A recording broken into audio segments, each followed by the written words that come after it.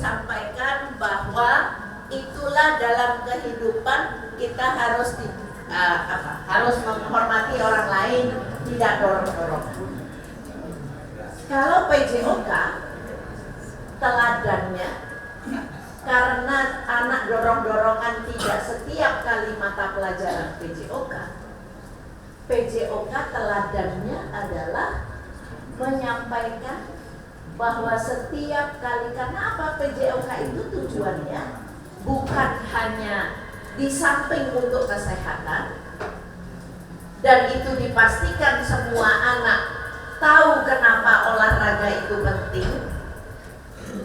Dan yang kedua, olahraga itu mewakili pola mendisiplinkan diri. Contohnya adalah ketika anak tidak teratur, ketika anak tidak melakukan seperti yang dikehendaki, misalnya sepak bola atau voli atau apa saja, maka di situ itu yang harus menjadi fokus utama pelajaran olahraga. Pelajaran olahraga tujuan kompetensinya apa? Pelajaran bahasa Indonesia tujuan kompetensinya apa? Itulah tadi yang saya bilang. Kalau kurikulum tidak mendarat di dalam kelas, maka setiap guru akan membuat asumsi masing-masing. Sehingga yang dicapai adalah penguasaan materi ajar. Seperti yang dicontohkan teman bahasa Indonesia tadi, bahwa fokusnya jadi teladan dalam pelajaran bahasa Indonesia adalah membuat anak-anak berliterasi membaca. Padahal kalau di CP bahasa Indonesia memampukan anak berkomunikasi. Silakan kalau yang masih diskusi disampaikan ke saya diskusinya apa. Bapak dan Ibu, dalam proses pembelajaran Anda berada di ruangan ini, Anda bisa pulang membawa 300%. Kenapa? Karena selama proses Anda melakukan internalisasi, memanfaatkan segala ucapan dan yang Anda lihat di sini sebagai bagian dalam menajamkan akal. Keluar dari sini dapatnya 300%. Tapi ada yang keluar ya 100%. Tentang apa tadi? Tentang transformasi. Nah, ketika mendengarkan masih dengan menggunakan ini, saya ngomong ternyata di situ tertawa-tertawa, senyum-senyum, pegang HP-nya. Saya yakin yang dibawa pulang 30%. Kenapa? Karena ya memang tidak ada interaksi antara apa yang didengar dan dilihat dengan akalnya. Nah, itu di dalam kelas yang harus menjadi perhatian, yang harus menjadi teladan. Dan Anda menjadi teladan baik di depan murid maupun tidak berada di depan murid. Kenapa? Karena jadi guru nggak bisa pakai topeng. Apa yang asli dalam diri kita sewaktu-waktu akan muncul di depan anak.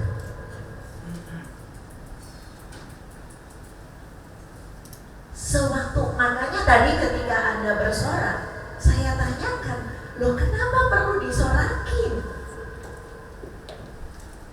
Nah, dan itu yang secara tidak kasat mata adalah diri Anda, yang secara tidak langsung juga akan mempengaruhi pada saat Anda di kelas, karena itu wujud dari mentalitas. Yes or yes? Yes. Oh, very yes. Nah,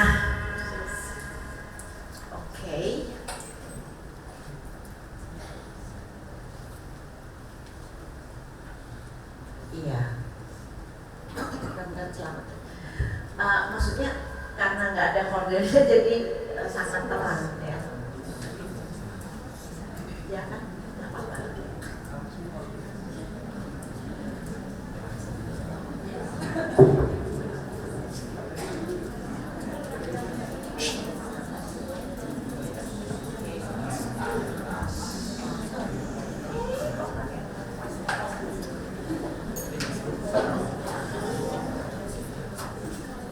Oke, silakan menghayati apa yang saya sampaikan tadi.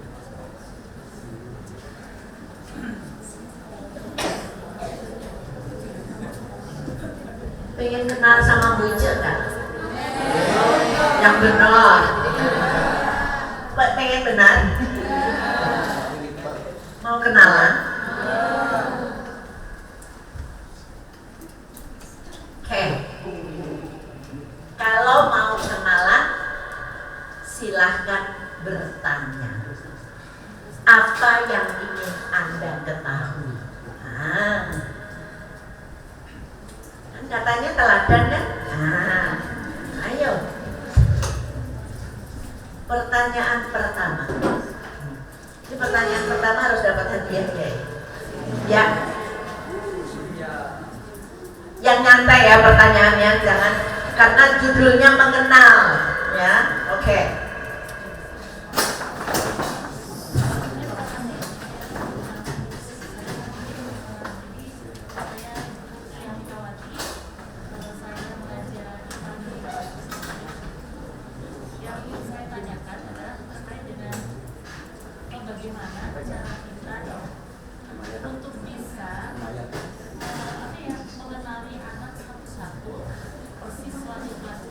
Oke. Dan kemudian kita bisa memotret ya tipikal kata. Kalau di sekolah kan terpotret.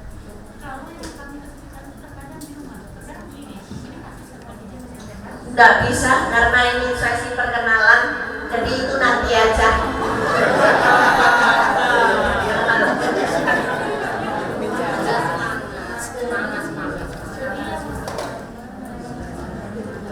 Udah langsung aja, nggak apa-apa, nggak apa-apa. Nggak usah salam, nggak usah tanya. Karena apa? Kita ini ada ustadz-ustazah yang sangat paham tentang agama.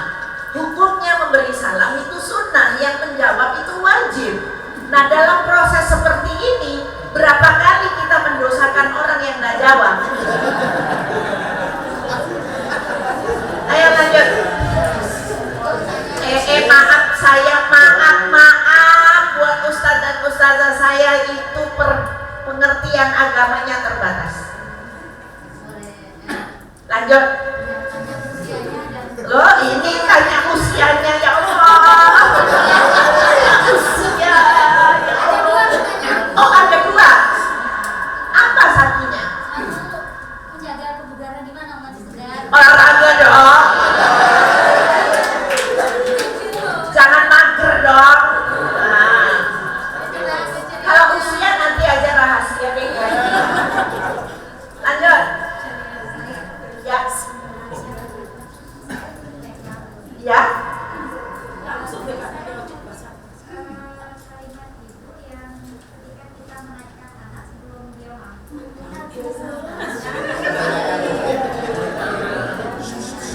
Jadi apa hukumnya menaikkan anak yang belum mampu? Ya nggak boleh. Tapi ukuran mampunya apa? Nah, ya. Apa terusannya? Lanjut.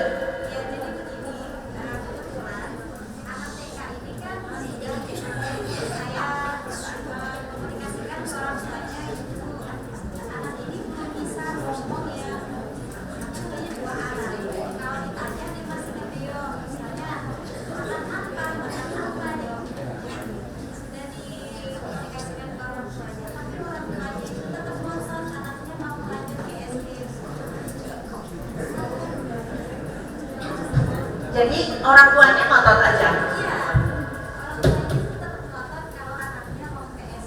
Oke. Oke, ya. Kita berbicara tentang penglihatan dan pendengaran. Yang Anda dengar permintaan saya apa? Dipahami tentang kegiatan Ibu Ice di dalam gambar. Saya punya tujuan itu. Nah, bagaimana saya breakdown tujuan? Nah, itulah sebabnya saya tanya, kurikulum kita sudah landing di kelas atau belum? Yes? Karena kan tujuannya tadi membangun keunggulan berpikir kritis dan berakhlak. Ya? Nah, ayo kita coba. Kalau tujuan akhirnya di akhir sesi 80 menit atau 90 menit, siswa mampu membuat paragraf mengenai Ibu Ice. Pertanyaan pertama, kita riset ya tentang gambar ini. Karena ini di dalam beberapa sesi selalu menjadi pertanyaan. Jadi makanya saya sediakan gambar yang besar untuk membantu teman-teman bagaimana membangun proses pembelajaran bermakna di dalam kelas. Bermakna itu tidak akan muncul kalau kita tidak punya tujuan. Itulah sebabnya dalam sambutan tadi saya katakan, kurikulum Anda sudah landing di kelas apa belum? Nah, oke, mari kita mulai belajar. Silakan bertanya. Pertanyaan pertama, Pak. Silakan. Soalnya lipat tangan kayaknya kedinginan. Pertanyaan pertama yang Anda bisa tanyakan apa supaya nanti seluruh kelas ini bisa membuat paragraf tentang gambar itu.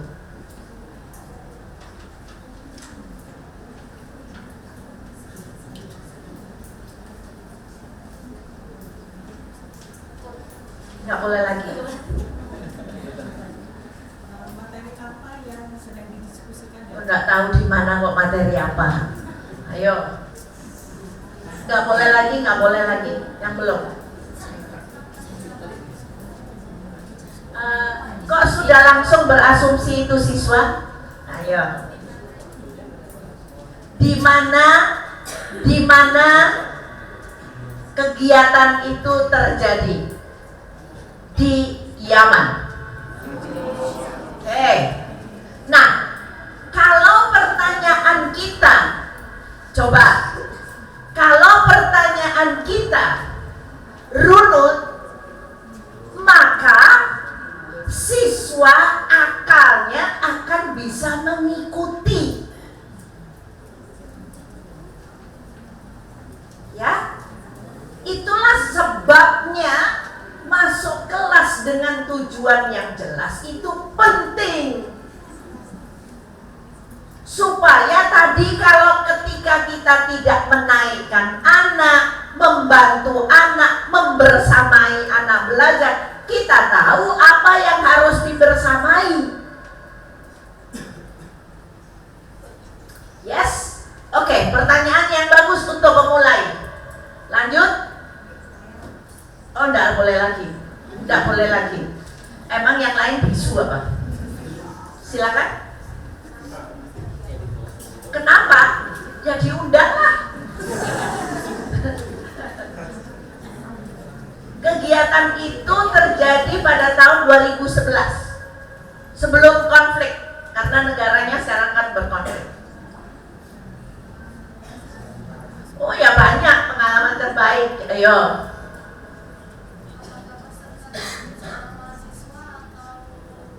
Itu masa seorang sih? Itu kan banyak orang kan? Nah.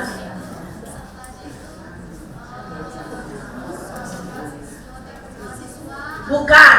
Oke. Pertanyaannya apakah pesertanya mahasiswa? Bukan. Oke. Satu orang, satu pertanyaan. Para guru yang ada di kelas itu ada 20 orang. Ibu belakang.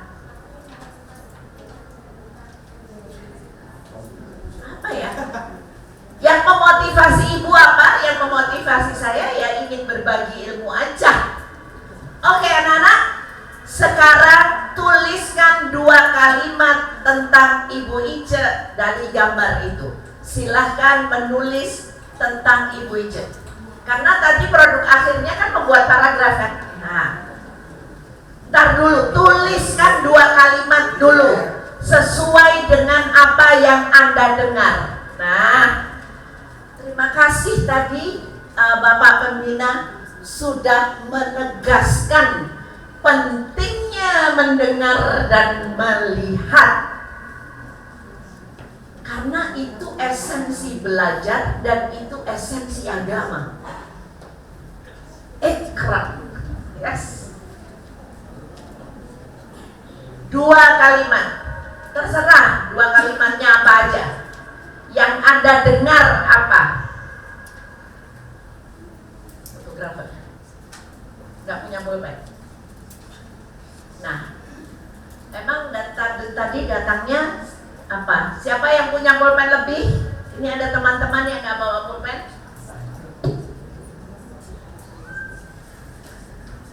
Inilah teladan, oke? So, teladan itu baik terlihat maupun tidak terlihat. Oke. Siapa yang mau membacakan kalimatnya? Silakan. Ibu Ice pernah mengisi materi di sebuah sekolah di Yaman. Oke. Kegiatan itu Tadi saya ngomong di sebuah sekolah enggak ya? Enggak, ya tidak pakai di sebuah sekolah. Oke. Kegiatan itu diikuti oleh 20 orang guru. Yes, oke. Ada lagi yang berbeda? Ntar dulu, tahan. Yang sudah ngomong tahan supaya di kelas ya, Ibu. Ibu Ice berada di negara Yaman. Ibu Ice sedang berdiskusi dengan 20 orang guru. Oke.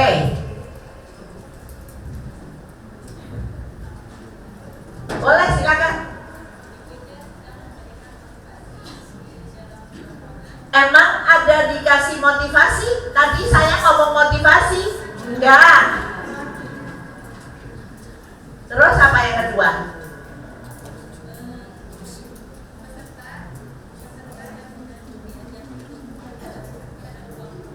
Oke, ada 20 peserta. Ibu Ice di Yaman bersama 20 guru. Ibu Ice di Yaman bersama 20 guru.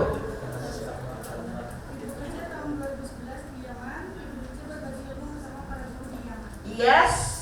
Oke. Lanjutkan pertanyaan berikutnya. Pertanyaan berikutnya. Hal yang apa saja yang didiskusikan? Dalam gambar itu kami sedang mendiskusikan bagaimana menyusun tujuan pembelajaran. Oke, lanjut. Apakah target yang didiskusikan itu sudah 100% atau belum? 100%. Oke.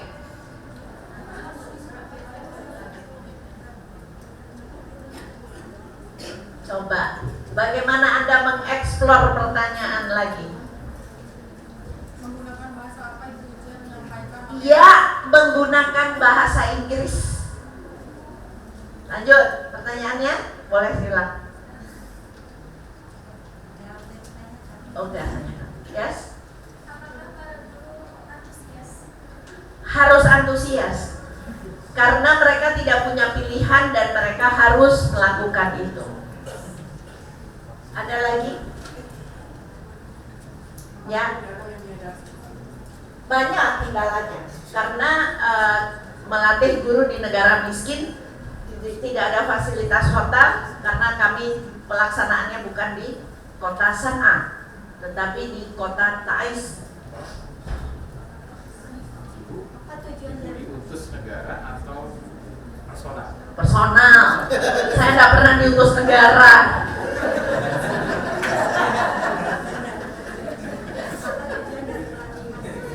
Tujuan dari pelatihan ini adalah agar para guru SD dari beberapa wilayah bisa menjadi tutor untuk teman-temannya cara mengajar bahasa Inggris di SD. Oke, lanjut.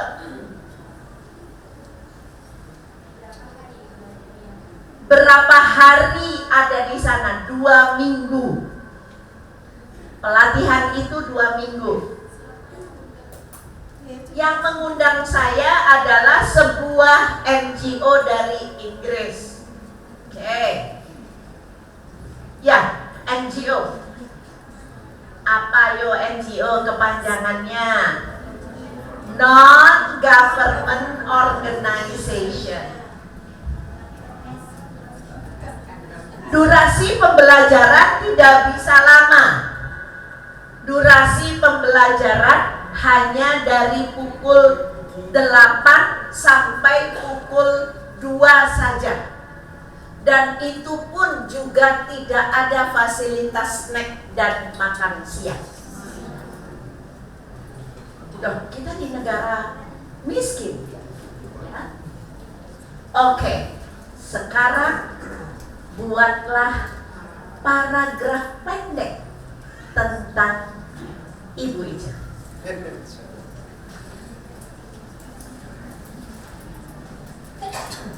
Ini spill aja ya, pembelajaran efektif ya.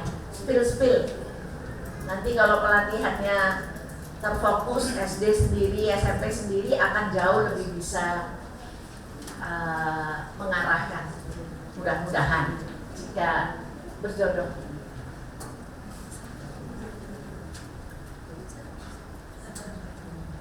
Buat kalimat. Anda boleh menyisipkan kalimat asumsi. Oke? Tetapi yang lain, pokoknya gini, buatlah 7 kalimat, 5 kalimat berbasis fakta informasi, 2 kalimat asumsi Anda. Oke. Yes. Ya, oh tak dulu, temannya yang lain belum. Ada pulpen nggak sih? Ada teman-teman yang nggak punya pulpen tuh saya gelisah sekali melihatnya, seperti tidak berguna.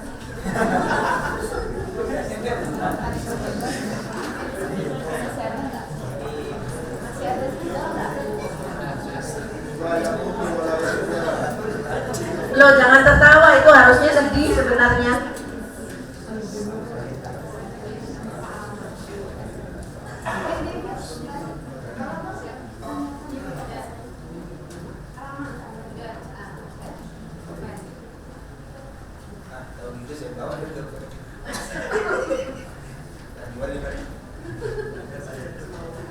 Oke. Ini karena waktu ya, karena kita masih banyak aktivitas yang lain. Silakan, siapa yang akan membacakan paragrafnya? Silakan. Kalau ini boleh pakai mikrofon. Bu Ica berdiskusi menggunakan bahasa Inggris untuk melatih guru-guru membuat tujuan pembelajaran. Bu Ica diundang oleh NGO dari Inggris karena pernah belajar di Inggris dengan biaya sendiri.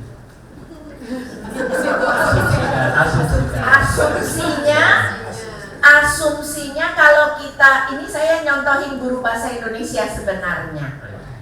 Kalau menuliskan asumsi harus diawali dengan apa? Sepertinya, saya pikir, ya, kalau saya cermati, pasti Bu Ica belajar di Inggris. Oke? Good. Apa yang jadi ukuran keberhasilan saya? Apakah penguasaan materi atau tujuan pembelajaran? Itu yang sering kali nggak ada di sekolah lain. Mudah-mudahan di Albana ada. Karena biasanya kalau materi bukunya selesai udah puas. Karena orang tua mintanya materi selesai. Kenapa orang tua minta materi selesai? Karena kita nggak punya andalan yang bisa dibaca oleh mereka. Karena kita nggak punya andalan orang tua yang kasat mata, hanya materinya nggak selesai. Kenapa sih bukunya kok nggak dipakai? Kenapa? Karena kita di dalam kelas mengajar bukan mencapai kompetensi, tetapi ngabisin materi. Oke, saya lanjutkan.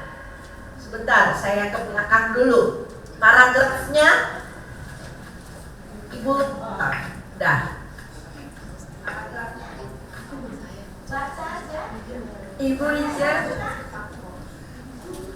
Ibu Ica sedang mengajar di Yaman tahun 2010.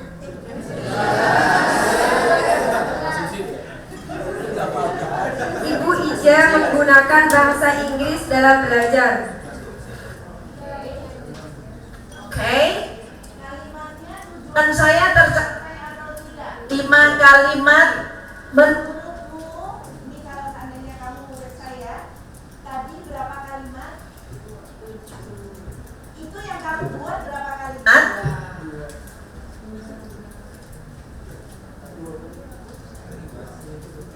dalam paragrafnya berapa kalimat? Yang tadi dibaca? Enggak, yang tadi dibaca 2 kan? Permintaan Bu Ica tadi berapa kalimat? 5 kalimat. Yes. Nah, di situ Itu baru kita bisa mengatakan, nanti untuk yang jawab ya. Baru kita bisa mengatakan dia mencapai tujuan atau tidak. Bukan ngabisin materi. Oke? Baca. Ibu Ica 2 minggu di Yaman berdiskusi dengan guru. Selama di sana beliau berkomunikasi dengan bahasa Inggris.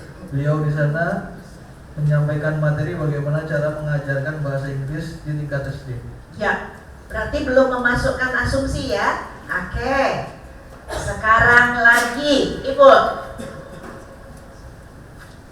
yes. Yes. Pada tahun 2000 diundang oleh NGO ke negara Yaman. Ibu Ica berada di Yaman selama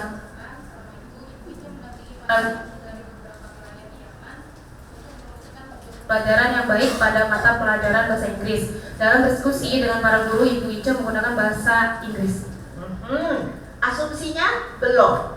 Nah, Anda lihat kan, teman-teman guru perhatikan, instruksinya sama, gambarnya sama, paragrafnya berbeda-beda. Itulah differentiated instruction. Pembelajaran berdiferensiasi itu, kalau Anda ke kelas gak bawa tujuan, forget it. Gak akan bisa ngawang-ngawang asal pembelajaran berdiferensiasi. Atau ya asal nyelesain soal. Nah, dari paragraf-paragraf yang disebutkan tadi berbeda-beda.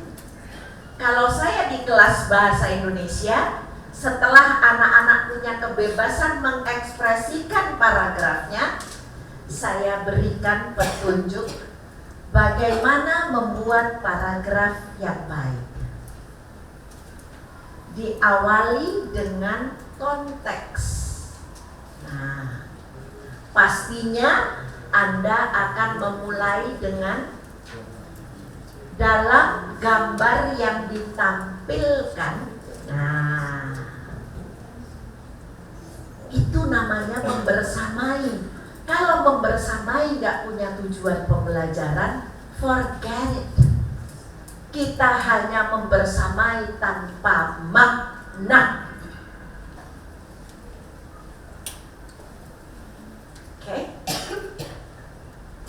Nah, pasti kalau kelasnya 40, saya akan bisa memberi kesempatan semua orang. Karena apa? Karena setelah anak membaca paragraf yang dibuat, anak-anak yang lain diminta mendengarkan dan disuruh melakukan evaluasi. Menurut kamu paragraf yang tadi berurutan tidak? Menurut kamu di situ kreativitas tumbuh, di situ berpikir kritis tumbuh. Yes? Jangan saya dipelototin gitu dong. Nah, ini spill ya, cara pembelajaran yang efektif itu seperti apa. Nah, sekarang saya mengundang refleksi. Dimulai dengan ternyata. Ternyata, apapun yang terlintas dalam pikiran Anda, ternyata hubungkan dengan posisi Anda sebagai guru. Ternyata, apa? Yang di belakang, yang bajunya coklat. Ini loh, yang putih ini ya. Yes. Apa yang jadi refleksi Anda? Ternyata menjadi guru itu bukan sekedar bisa menyampaikan, tapi bisa melakukan. Yes.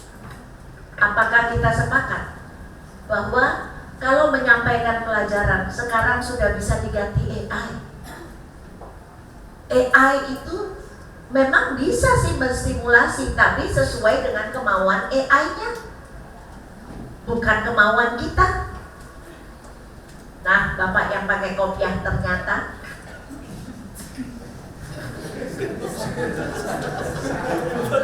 kenapa sih ditertawakan? Ternyata menjadi itu tidak gampang, sangat sulit sekali. pakai mikrofon supaya halayak dengar. Cek. Ternyata menjadi guru itu tidak segampang yang kita inginkan, tetapi juga perlu ada hal-hal yang banyak kita mencontohkan terhadap peserta didik kita, termasuk akhlak dan termasuk pengetahuan kita terhadap anak, sehingga nanti tidak grogi dan segala macam dan hal seperti itu. Itu jelas nggak sih ngomongnya? Silakan Ibu. Ternyata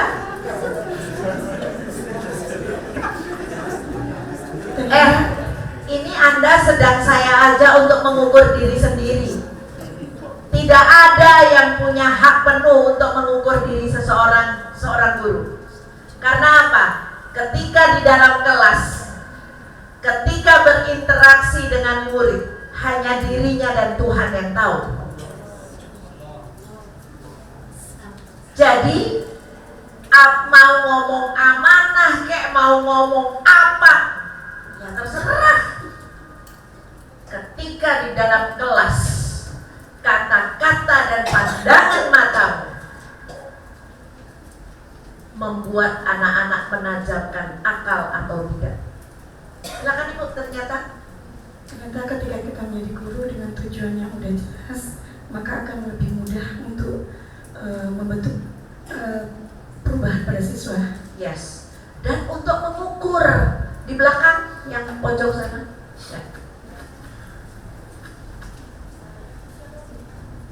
Ya, yang had dengan saya. Pakai mikrofon supaya dengar.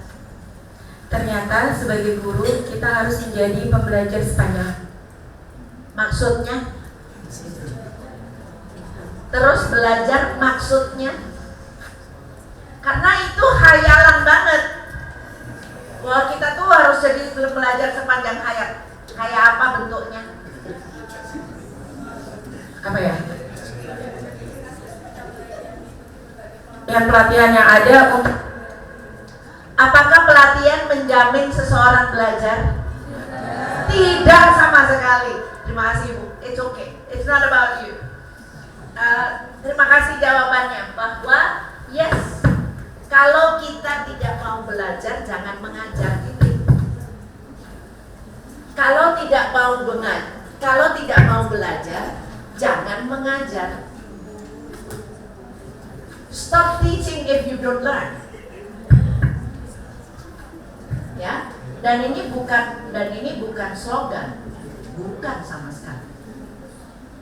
Nah, Bapak dan Ibu, jadi tujuan saya tadi mengenalkan itu memang bukan untuk perkenalan, karena Anda bisa googling aja siapa saya.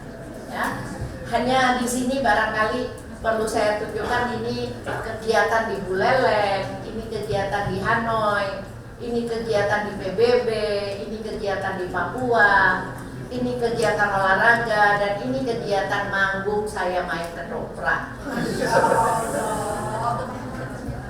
Kenapa ragam kegiatan seorang guru menjadi penting selama itu di dalam koridor yang benar?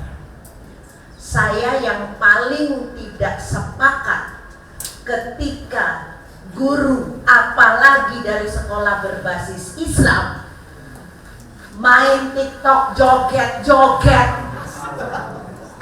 Apakah itu yang dikehendaki oleh pemimpin Islam di masa datang? Terserah, nggak usah dijawab saya. Nggak usah dijawab saya. Itu terlihat ngetren saat ini. Saya lihat jilbabnya sampai dengkul, tapi TikToknya joget-joget dulu. Nah, ngapain itu? Artinya apa? Yang ditangkap kasat mata adalah sangat Islami. Yang kasat mata, shh, hey, this is not a joke. This is something very, very serious. Kenapa sangat serius? Karena Anda dan saya di lembaga termulia di atas bumi. Kenapa saya katakan sekolah adalah lembaga termulia? Apalagi sekolah Islam. Sebagaimana keimanan saya, adalah tempat bertumbuhnya umat manusia dengan harkat tertinggi di atas bumi, yang kita menyanggupkan diri untuk menjadi pendidik. It's not a joke at all. Dan itu yang membedakan profesi kita dengan profesi lainnya. Karena profesi, baik buruknya profesi lainnya, yang masih ngobrol silakan berbagi obrolannya. Karena keberhasilan profesi lainnya ada di tangan profesi guru. Kenapa sekarang banyak polisi melanggar aturan? Kenapa banyak dokter malpraktek? Kenapa? Cikal bakalnya kita. Oh, kita sudah mendidik, tadi pertanyaannya terkait. Kita sudah mendidik, tetapi orang tua dan lingkungan, hello. Institusi pendidikan adalah institusi formal yang dimandati oleh negara untuk mendidik warga negaranya. Itulah sebabnya kita harus mengokohkan akar ini, ekosistem yang namanya pendidikan. Dan kalau sekolah swasta sebenarnya nggak punya banyak alasan, karena tidak sepenuhnya dikendalikan oleh kepala dinas. Paling yang perlu diikuti ya aturan-aturan yang besar aja. Yes.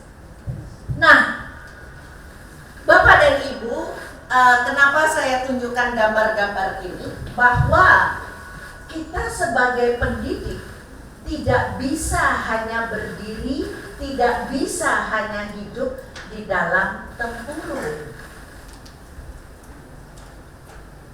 Kita harus melihat langit seluas-luasnya, karena anak-anak kita akan berkiprah di dunia yang hidupnya makin susah, makin dinamis, yang kalau makin gak bisa mikir, makin gak laku, makin tersingkirkan dan makin mudah diinjak-injak.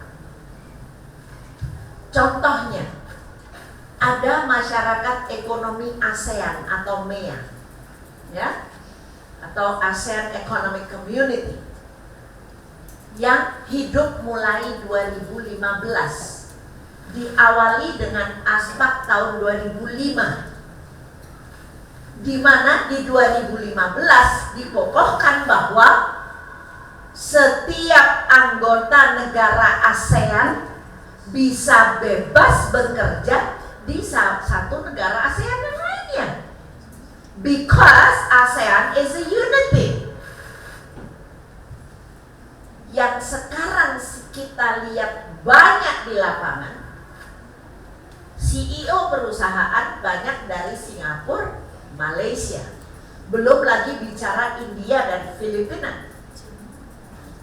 Nah, yang kita di Indonesia dengan penduduk 270 juta yang mayoritas adalah muslim, ketika terkirim ke Asia Tenggara, jadi apa mereka? Buruh perkebunan di yang saya nggak habis pikir, mereka memilih jadi buruh perkebunan di Malaysia dan Filipina. Di Filipina itu ada sebuah daerah penghasil nanas terbesar yang rata-rata petaninya, penggarapnya dari Indonesia. Layanan judol oleh Kamboja, berapa banyak, berapa ratus, berapa ribu anak Indonesia yang terkibuli. Iya kan? Karena apa? Literasi. Karena apa? Proses di sekolah kejar-kejaran sama tes, kejar-kejaran sama lomba. Yang menang hanya anak yang menang lomba.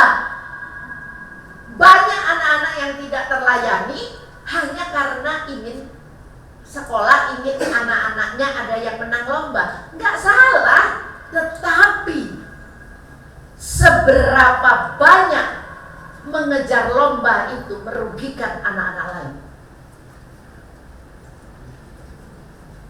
Dan guru di kelas, guru di sekolah bukan untuk menyiapkan lomba kan?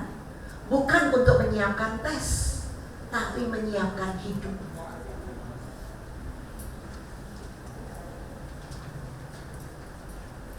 Nah, ini yang tentunya membutuhkan kesadaran semua stakeholder.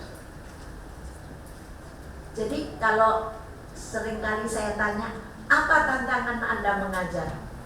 Anak-anak loh, kok anak-anak dijadikan tantangan? Anak-anak itu kesini minta tolong. Mereka bukan tantangan, yang jadi tantangan berarti diri kita yang belum mampu. Ya, nah, teachers as an agent of change.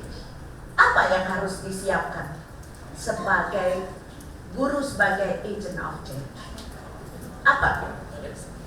Knowledge jelas, karena itu persyaratan administrasi. Iya kan? Karena kalau tidak lulus S1 tidak bisa jadi guru. Itu jelas. Tapi kalau zaman sekarang nggak laku knowledge aja.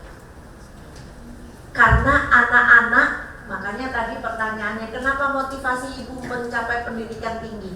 Nggak tahu. Karena itu adalah validasi-validasi aja. Karena learning sejatinya adalah personal. Ya, oke, knowledge. Apalagi? Keterampilan pedagogi. Apa sih keterampilan pedagogi itu?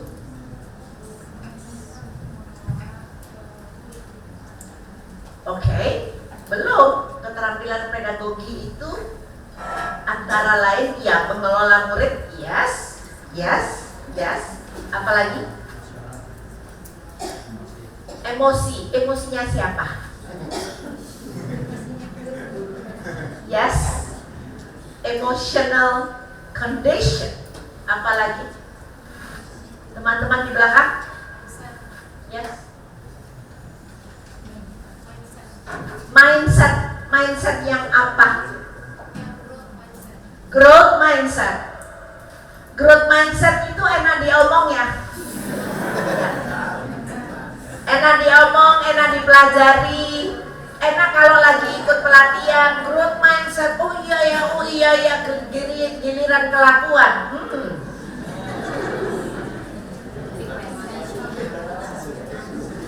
Loh, ini kan tidak menuduh, tapi ini adalah kenyataan.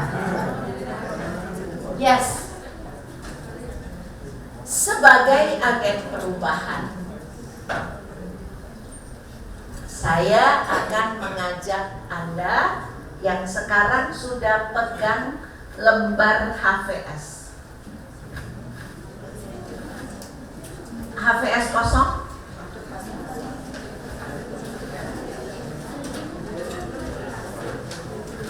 Saya minta, ini learning proses, pastikan semua ada HVS kosong. HVS-nya dilipat jadi 4 seperti ini. Kemarin saya udah pesan.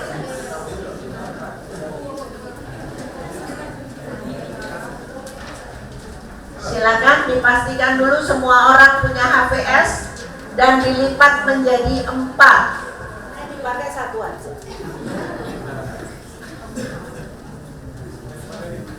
Anda akan mengikuti instruksi saya menjawab pertanyaan.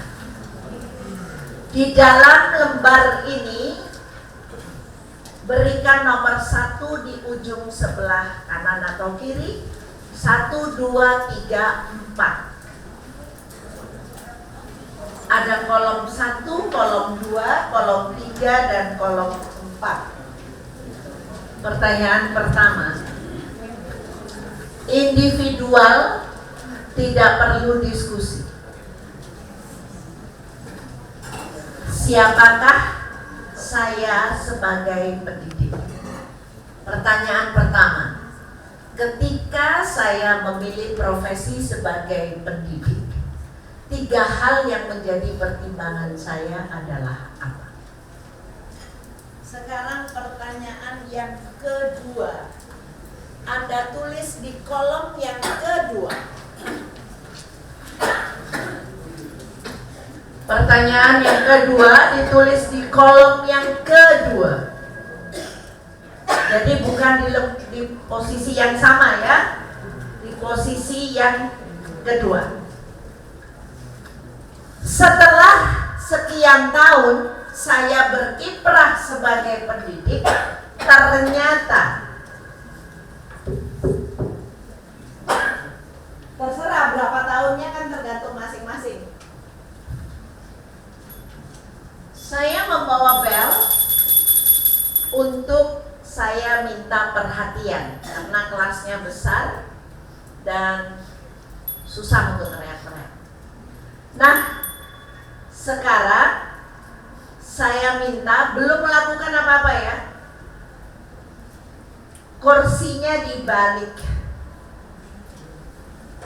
Bagaimana guru akan menjadi teladan memaknai proses belajar. Oke?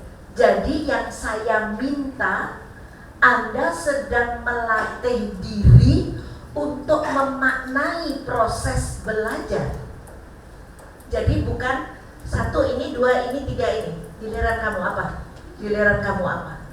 Itu yang terjadi di kelas kita. Ya atau tidak? Ya. Sehingga pemaknaan proses pembelajaran tidak menjadi bagian yang mengembangkan akal budi mereka. Yes? Silakan dilanjut. Dari pengalaman berbagi tadi, saya tidak tertarik isinya apa. Kenapa? Karena tujuan saya bukan itu.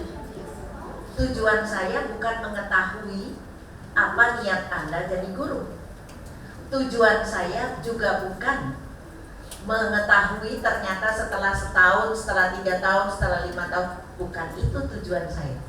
Tujuan saya adalah Anda berbagi dan mengonfirmasi berbagai hal dari beberapa teman Anda.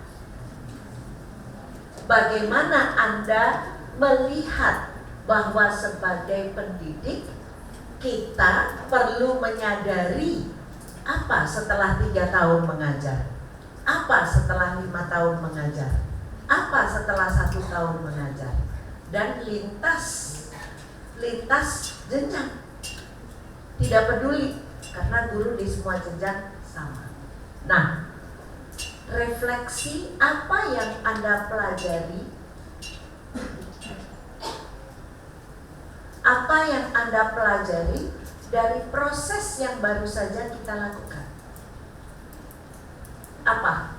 Apa yang Anda bisa petik dari proses yang Anda lakukan tadi?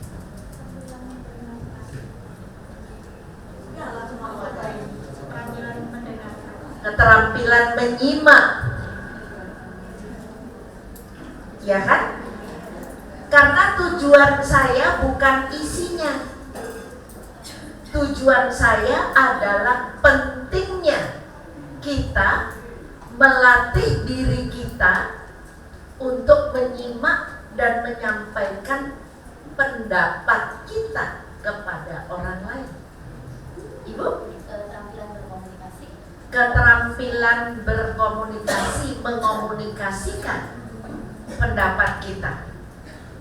Ada lagi apa yang bisa dipetik dari proses pembelajaran tadi? Ya? Memahami bahwa setiap adik kita memiliki perbedaan yang saling menutupi satu sama lain. Yes. Dari segi keterampilan berpikir, membangun kesadaran bahwa setiap orang memilih menjadi pendidik tujuannya macam-macam. Ada yang menuruti kemauan ibunya, ada yang kepingin merubah masa depan bangsa. Itu kalau dirinya sendiri belum berubah apa ya bisa. Apalagi yang Anda pelajari dari proses kita? Tolong ya. Thank you so much. Apa ibu bapak? Ya. Pola pikir yang mana? Mendengarkan alasan, reasoning. Dan tujuan utama saya tadi adalah membangun pemahaman bahwa apapun niat kita ketika memilih profesi menjadi guru, ketika kita menjadi guru, kita adalah pelayan kehidupan manusia. Titik. Bukan memintarkan anak, tapi melayani anak. Makanya kalau Ki Hajar Dewantara menggunakan kata menghamba pada anak, bukan perkara menghamba menyembah, tetapi melayani anak-anak. Kita bukan, bayangkan kalau sekolah di seluruh dunia ini tujuannya meluluskan anak. Jadi apa? Dunia ini penuh dengan sertifikat.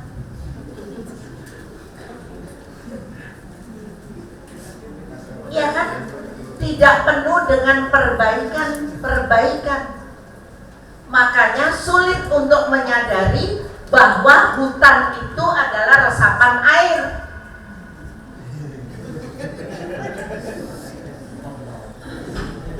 Bingung lagi. Bahwa ketika hutan di Kalimantan dijadikan ibu kota, ada ekosistem yang terganggu. Nah, ketika pola pikir tidak dilakukan di dalam kelas seperti ini, maka yang terjadi adalah kita berlomba-lomba memberikan predikat kepada manusia, tetapi tidak membangun kompetensi. Itulah sebabnya Bapak Ibu melakukan penghayatan terhadap profesi yang kita pilih ini sangat super penting. Indonesia itu memilih guru pokoknya lulus S1. Kompetensinya seperti apa enggak tahu. Pernah diukur dengan UKG tahun 2012. UKG itu membuat saya nggak tidur 2 hari 2 malam. Kenapa? Karena saking tidak masuk akalnya kompetensi, yang disebut kompetensi itu adalah kemampuan gabungan 3 hal, knowledge, skill, attitude, diuji dengan multiple choice. Pada saat itu saya direktur di sebuah sekolah dan banyak guru-guru saya yang muda-muda, nilai UKG-nya bagus, dan mereka izin untuk menjadi instruktur nasional dan takut. Kenapa? Karena yang nilai UKG-nya rendah, guru-guru senior. Saya memang nilai saya tinggi, tetapi saya tidak punya kearifan yang dimiliki oleh guru-guru yang nilai UKG-nya rendah. Itu yang membuat saya kepikiran sampai 2 hari 2 malam. Akhirnya ada proses berbasis kesadaran sendiri, yaitu guru penggerak yang dikubur hidup-hidup sekarang. Nah ya nggak dievaluasi gimana? Ya dievaluasi kan dikubur hidup-hidup kan? Pokoknya yang penting mendalam. Nah, saya hanya berbicara gurunya saja. Ketika itu diputuskan memilih guru penggerak dari kemauan gurunya sendiri. Iya kan? Menjadi guru penggerak tidak ditunjuk. Menjadi guru penggerak, kalau kamu mau jadi guru penggerak, ayo ikut seleksi. Di situ saya mulai lega. Karena ada proses dengan kesadaran pribadi untuk menjadi orang yang patut disebut guru. Tetapi pada hakikatnya kompas guru adalah dirinya sendiri. Itulah sebabnya saya tanyakan, apapun niat kita pada saat awal memilih menjadi guru, pada hakikatnya apapun yang kita hadapi, kita harus tetap melayani anak-anak. Walaupun setelah sekian tahun sebagai pendidik ternyata banyak tantangan, ternyata saya menikmati, ternyata saya merasa ini pilihan yang tepat, ternyata saya ini pilihan yang tidak tepat, karena saya harus terus tersenyum, sementara di dalam hati ada rintihan-rintihan. Tidak peduli, karena kita memilih menjadi guru. Nah, apalagi yang Anda pelajari dari proses tadi? Kesadaran apa yang muncul dalam diri Anda? Ternyata apa?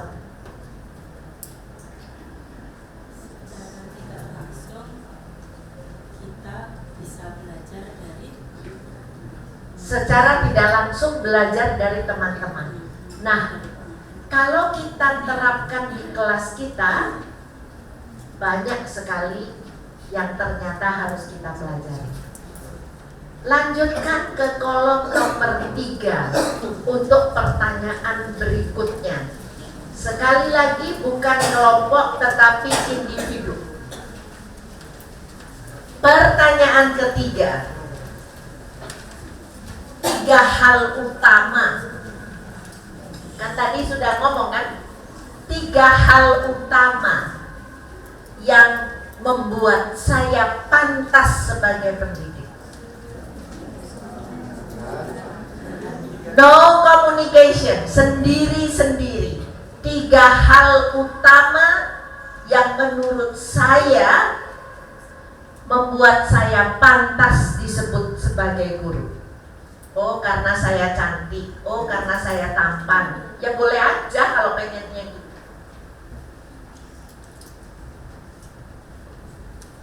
3 hal utama yang membuat saya pantas disebut sebagai pendidik. Selanjutnya, pertanyaan berikutnya di kolom keempat. 3 hal yang menurut saya sebaiknya saya lakukan untuk memantaskan diri saya sebagai pendidik. Ada yang betah tidak curi-curi pegang HP? Ada yang gak betah? Ada. Gak apa-apa, difikirkan aja. Kan kita lagi ngomongin memantaskan. Oke? Saya beri waktu 5 menit berbagi.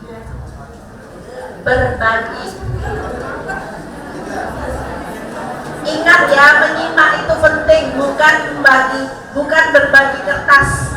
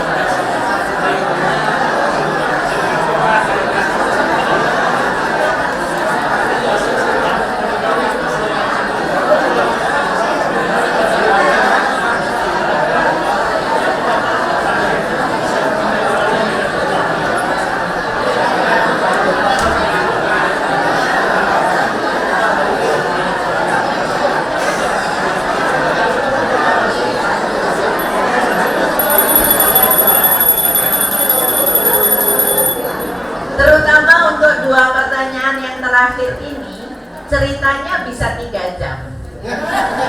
Iya, karena ketika menengok diri sendiri, menilai diri sendiri, kemudian menentukan apa yang harus diperbaiki oleh diri sendiri, pasti ceritanya nggak habis-habis.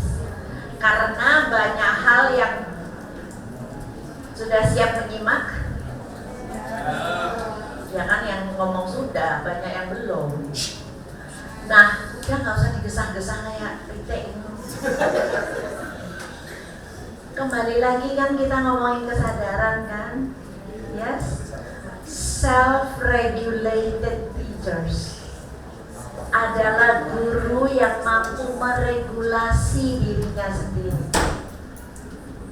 Itu di dalam research dimanapun, guru itu memang yang utama adalah melakukan self-regulasi. Oleh sebab itu self-reflection menjadi penting. Itu bukan kegiatan administrasi. Oke. Nah, jadi dari apa yang terakhir Anda diskusikan, selain pelajaran kasat mata, menyimak dan sebagainya, apa yang tersimpulkan? Apa yang tersimpulkan dari pikiran Anda?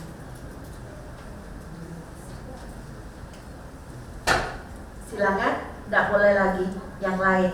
Kayak yang lain tidak bisa mikir aja. Semua bisa mikir kan? Ya, silakan Bapak. Saya tetap menghargai dan fokus walaupun membosankan sebenarnya tadi. Kenapa membosankan? Karena dia menciptakan diri sendiri kan. Oke. Ketika, itu tidak perlu ditertawakan karena itu adalah nyata, ya. Dan sebentar. Dan itulah persimpangan diri seorang pendidik. Seorang pendidik itu berdiri di perempatan, kalau kata J. Palmer sebagai seorang peneliti tentang spiritualitas, bahwa guru itu berada di persimpangan antara ego pribadi dengan orang lain, dengan kepentingan publik. Membosankan itu ego pribadi yang mengatakan. Tetapi dalam learning and teaching proses kita bersinggungan dengan orang lain. Oleh sebab itu kita harus mampu mengatasi ego kita yang mengatakan bosen nih. Ya, sejatinya kalau kita waktunya panjang, saya punya aktivitas untuk penyamaan nilai, bahwa saya boleh meyakini 8 nilai utama saya, misalnya kreatif ini itu. Tetapi setelah saya berkumpul dengan 5 orang, saya tidak bisa mengedepankan apa yang menjadi value diri saya. Nah, mudah-mudahan insya Allah kalau kita berjodoh, kita ketemu lagi. Kayak kurang kerjaan aja aku ini. Mudah-mudahan dengan suasana yang lebih tidak menantang. Ini kan sangat menantang. Nah, kertas lipatannya siapkan saja. Saya akan ambil dari kelompoknya. Udah nggak usah dinamain, nggak usah apa, dikumpulkan aja dari kelompoknya. Halo. Mohon maaf ya, yang di depan tadi saya ditarget sama yang di belakang untuk foto. Nah, Bapak Ibu, jadi mudah-mudahan menyadari bahwa dalam proses learning proses, materi itu adalah alat untuk mencapai tujuan.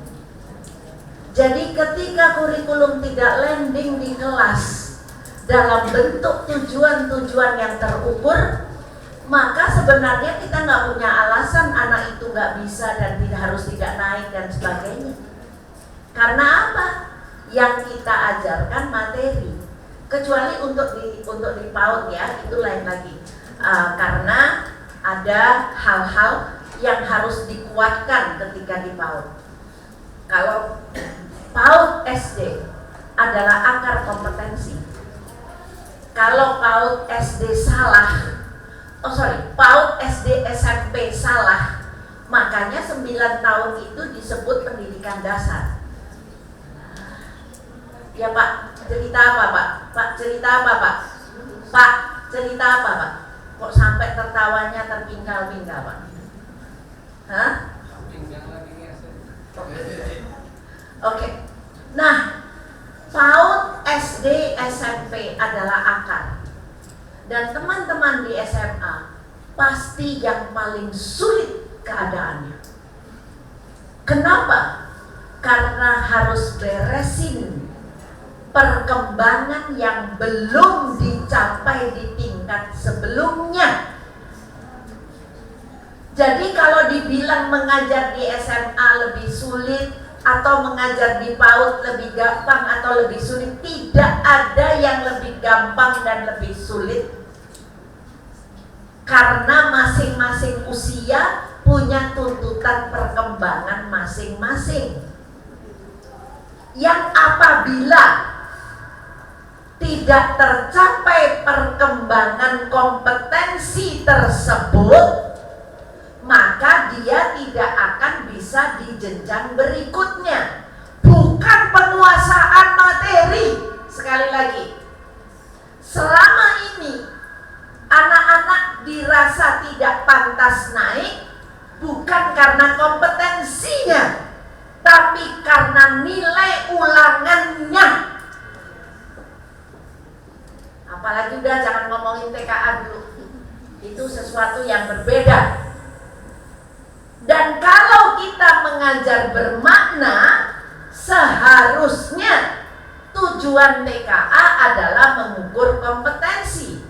Makanya kalau Anda baca di status-status saya Instagram, saya katakan menyandingkan, melombakan hasil TKA sungguh mencederai batin anak. Kenapa? Karena anak di SMA tidak ujung-ujung kompetensinya dicapai di SMA. Pembelajaran 9 tahun, 10 tahun sebelumnya seperti apa? Yes? Nah, itu barangkali nanti menjadi perbincangan yang berbeda lagi. Karena harusnya tujuan TKA adalah menguji kompetensi. Nah, kompetensi itu adalah hasil pembelajaran dengan tujuan pembelajaran yang jelas. Ya. Nah, sedikit saya melanjutkan, jika diizinkan. Apakah diizinkan? Nah, sebagai pendidik di lembaga Albana, apa yang harusnya menjadi fondasi utama? Kenapa? Karena tadi yang sudah saya sebutkan dalam sambutan tadi, ada kurikulum. Nah, yang menjadi kalau ini WAFA, program tahfiz, sistem online, fasilitas, kasat mata semuanya. Yang tidak kasat mata adalah kurikulum, karena sebenarnya sejatinya kurikulum itu adalah guru itu sendiri. Kenapa? Karena guru, walaupun dokumennya dari luar, apalagi kalau dokumennya nggak ada, ngarang ngikutin textbook aja, guru itu sendiri menyimpan hidden kurikulum dari senyumnya, pilihan katanya, pilihan aktivitasnya, pengelolaan waktu di dalam kelasnya. Itu kurikulum. Ada di kelas sampai kagak.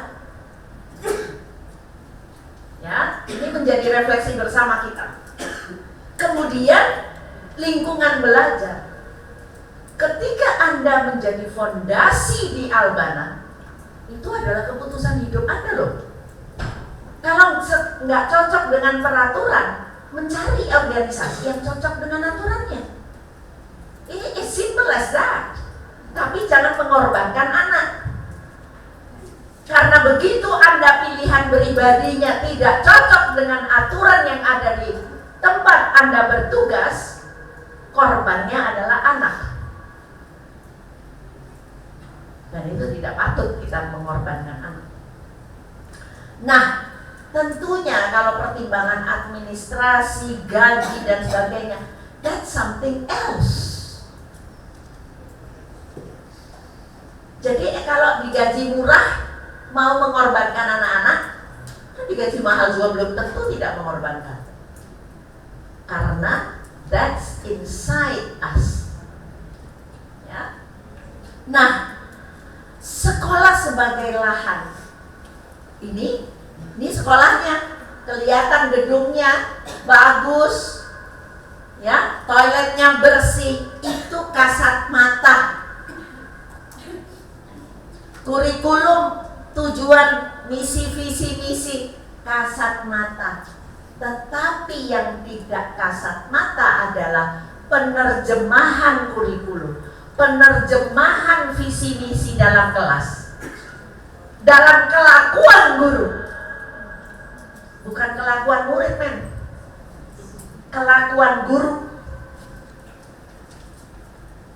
Jadi kita itu seringkali kepleset melakukan hal-hal yang tidak sengaja diikuti oleh tingkah laku anak-anak. Makanya tadi saya tanya, siapa yang betah nggak ambil HP dan siapa yang nggak betah? Ukur aja diri sendiri. Yes. Nah, struktur organisasi, fasilitas fisik, program resmi, kebijakan, semua kasat mata.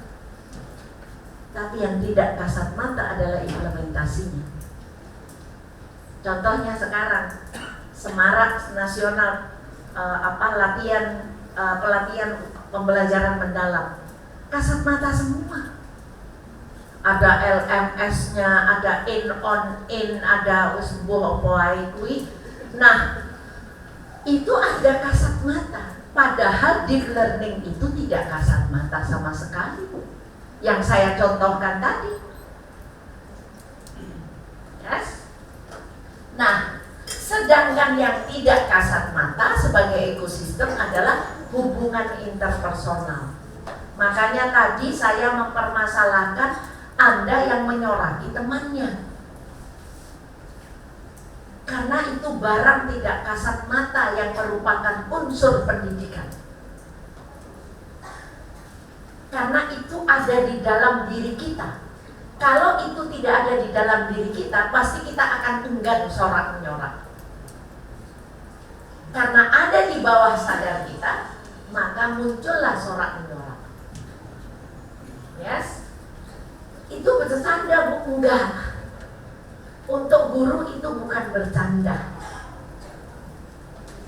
Komunikasi sehari-hari, sikap guru dan staf, nilai bersama, kebiasaan dan tradisi, iklim psikologis, itu nggak kelihatan semua, tapi mempengaruhi ini sebagai ekosistem. Mempengaruhi tegaknya sekolah yang dihadiri oleh anak-anak tiap hari. Saya selalu bilang, jangan salah, sekolah itu tempat suci, bukan secara religius, tetapi secara spiritual. Karena di sana tempat manusia dikembangkan dan Anda adalah tokohnya. Makanya tadi kan Bapak menyampaikan juga bahwa guru memang tetap ada. Karena sejatinya manusia membutuhkan manusia. Betapapun majunya perkembangan teknologi. Makanya hal tidak kasat mata ini harus menjadi garapan terus-menerus, tidak bisa dielakkan. Ya. Nah, mengapa disebut ekosistem? Ya kan saya kasih tulisan kecil nih. Ini semua yang di tanah ini ada ekosistem, ada mikroorganisme yang bermacam-macam. Yang untuk membuat tanah ini subur atau tidak tergantung mikroorganisme tersebut saling berhubungan dan tahu peran atau tidak. Kenapa disebut ekosistem? Karena ada interaksi saling mempengaruhi. Cara guru mengajar memengaruhi motivasi siswa. Jangan disalahkan. Anak-anak motivasinya rendah. Hello, that's part of learning. Kalau anak-anak motivasinya rendah, yang ditunjuk kita. Bagaimana saya mengajar kok kenapa sampai motivasinya rendah? Karena sejatinya setiap manusia itu ingin belajar. Dukungan orang tua memengaruhi keberhasilan belajar. Kebijakan sekolah memengaruhi kesejahteraan guru. Seperti dalam ekosistem alam, perubahan kecil pada satu bagian bisa berdampak besar pada bagian lain. Oke. Mengapa disebut ekosistem? Karena ada aliran energi dan informasi. Yes. Dalam ekosistem alam, energi mengalir dari satu organisme ke organisme lainnya. Dalam pendidikan, energi itu berupa pengetahuan, nilai, motivasi, emosi, praktek pembelajaran. Dan aliran ini menentukan kesehatan seluruh ekosistem. Itulah sebabnya kolaborasi dan koordinasi dan komunikasi yang efektif menjadi kunci utama.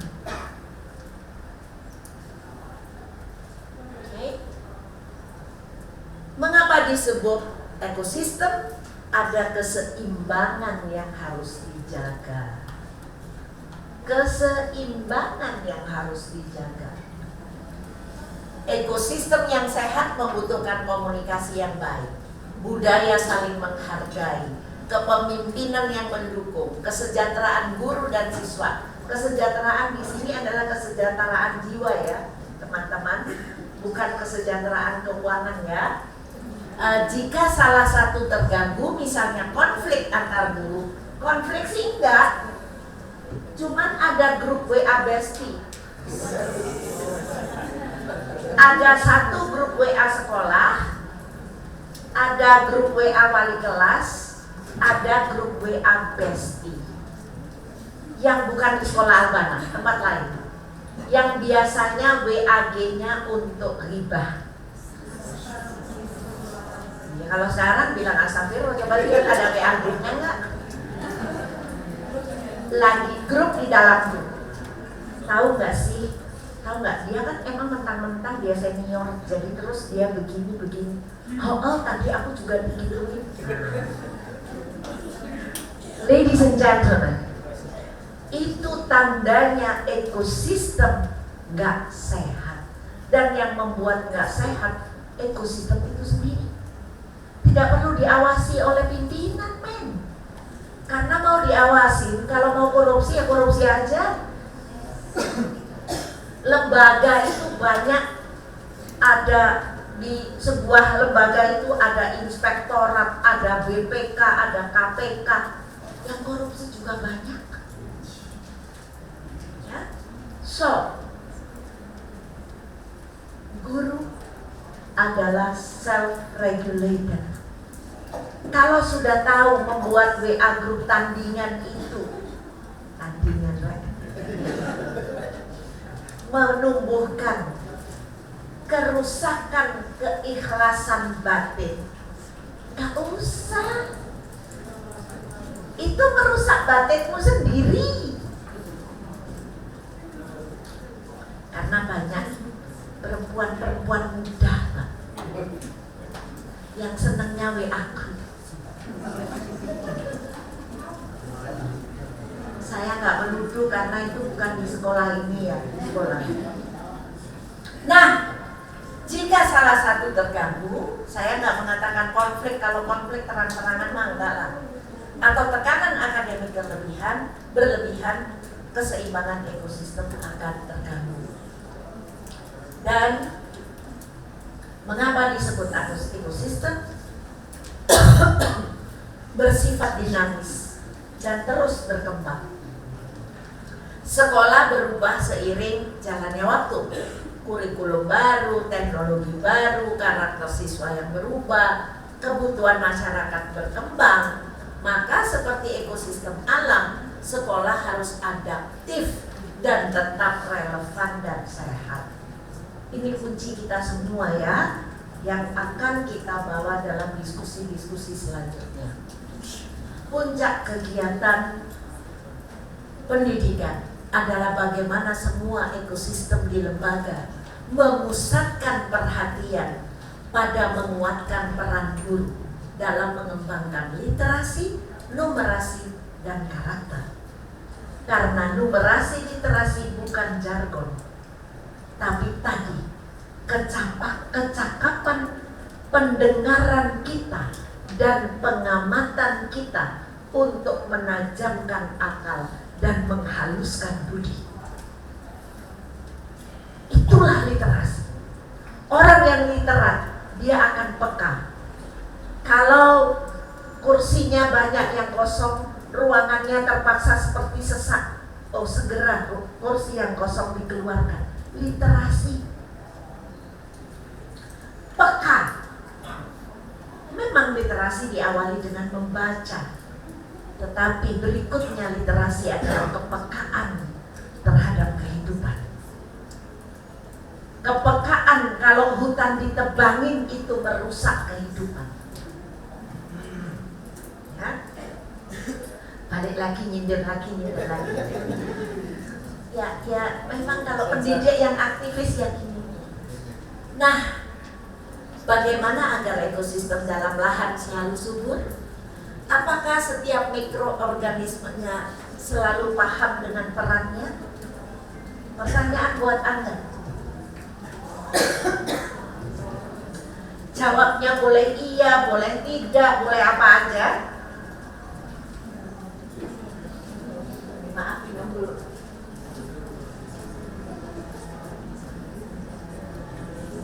Karena apa? Karena ini, sekolah adalah lingkaran tanpa putus.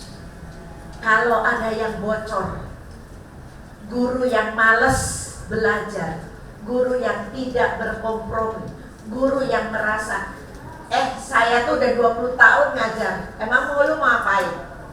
Paling tahunya teknologi. Atau guru yang baru, kita tuh yang paham teknologi Bu, Pak, yang senior udah diem aja. Itu bocor namanya. Dan itu merusak the whole circle. Ada yang sudah ngantuk? Oh, belum. Nah, di dalam lingkaran ini, sebentar ya, sedikit lagi selesai. Di dalam lingkaran ini, di sini ada saya buat lingkaran yang kental sekali warnanya. Seluruh teknik dan kepala sekolah didukung oleh seluruh yayasan dan tim board of management di sini. Tetapi jangan lupa harus ada shared vision and mission and values yang dipahami semua orang. Bagaimana landingnya visi di kelas. Dan di situ jangan dilupakan harus ada bounding sense of belonging, yang itu intangible atau tidak kasat mata. Harus ada koordinasi, komunikasi, kolaborasi, tetapi juga ada ego individu dan suasana batin. Ini gak bisa dihindarkan dalam sebuah lembaga sekolah. Ada yang tidak setuju? Pastinya sepakat. Hidden kurikulum ada di mana-mana. Kita suka bangga, kita punya kegiatan ini, punya kegiatan itu. Tetapi yang lebih penting adalah bagaimana kegiatan itu dilakukan. Jangan-jangan rutinitas aja. Contohnya, rutinitas anak salam. Saya minta perhatian. Rutinitas anak salam. Tapi ketika anak salam, masih ada guru yang bocor sambil nerima anak, sambil ngobrol dengan sebelahnya. Apa makna salam bagi anak itu? Ternyata sekedar mencium tangan, bukan sebagai bentuk penghormatan. Padahal anak-anak yang masih bersih itu akan mengikuti contoh yang kita tunjukkan.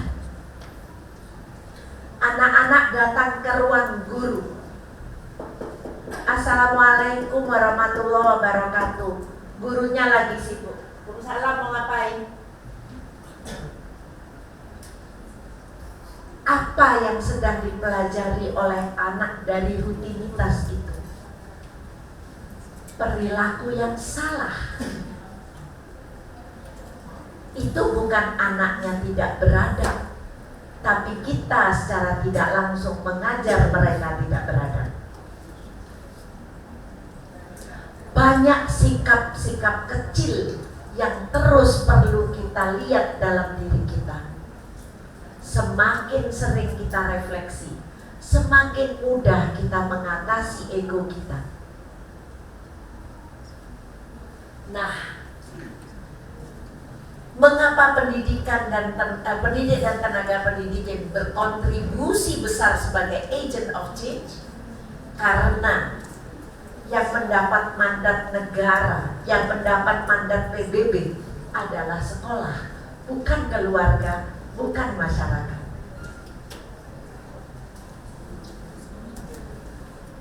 Di sini anak yang hadir berasal dari keluarga dengan ragam semua karakter. Ada dengan keluarga yang cuma dengan ibunya saja, dengan ayahnya saja, atau dengan neneknya dan sebagainya. Mereka keluar ke sekolah sebagai murid. Semua sama. Di jidatnya tidak ada tanda saya dari keluarga kaya, saya dari keluarga berantakan, tidak ada. Di sini mereka masuk di sentra pengembangan anak dan kemudian menjadi anggota masyarakat. Setiap guru punya mandat untuk membawa mobilnya untuk menggapai tujuan sekolah. Dan seperti Albana, sudah jelas tujuannya.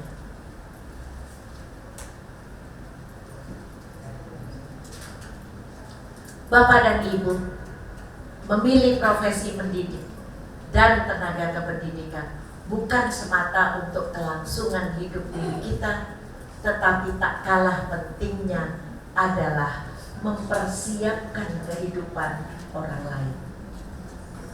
Untuk menjalani profesi yang kita pilih, yang menjadi landasan utama adalah kesadaran untuk membangun passion diri kita yang merupakan motor penggerak diri kita dalam menjalani profesi yang kita pilih. Sejatinya yang saya sediakan adalah bagaimana membangun passion, tapi tampaknya tidak cukup waktunya. Jadi Bapak dan Ibu, mari kita bangun kesadaran bahwa kita adalah agen perubahan untuk kehidupan, bukan sekedar meluluskan anak. Billahi taufiq wal hidayah. Wassalamualaikum